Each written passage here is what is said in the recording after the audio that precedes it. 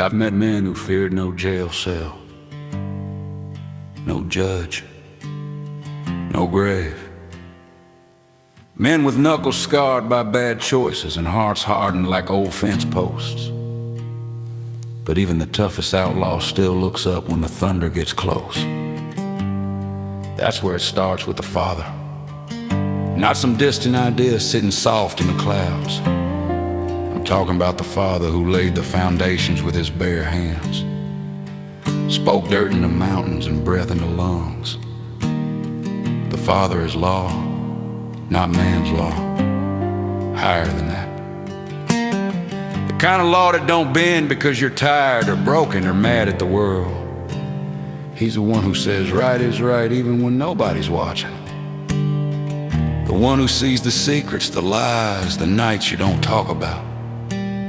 And here's the truth that shakes men: the Father is holy and holiness don't negotiate. So when mankind fell, when we ran wild and called it freedom, justice had to speak.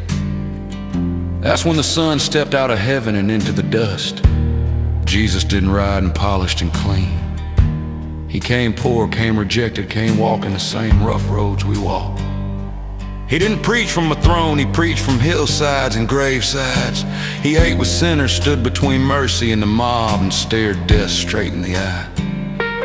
The Son is grace with scars on it. He's the only innocent man who ever took a guilty man's sentence and didn't fight it. They nailed him up between thieves and the world thought it won. But the cross wasn't defeat, it was payment.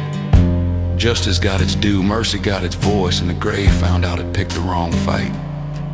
3 days later, the stone rolled back and hope came walking out. Now here's where a lot of folks stop, but God wasn't finished.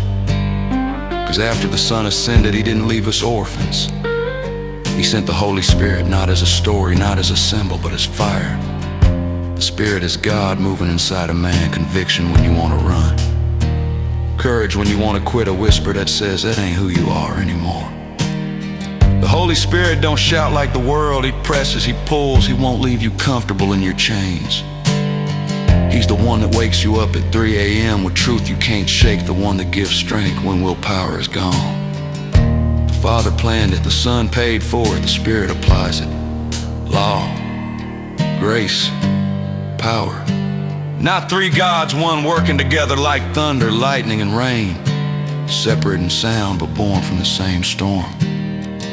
And here's the finish, plain and hard. You don't stand before the Father without the Son. You don't live like the Son without the Spirit.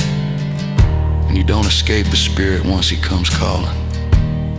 This ain't religion, this is rescue. So if you're tired of running, tired of pretending, tired of carrying chains you weren't meant to wear, the Father is waiting. The Son is already paid and the Spirit is knocking. The only outlaw left in the story is the one who still says no.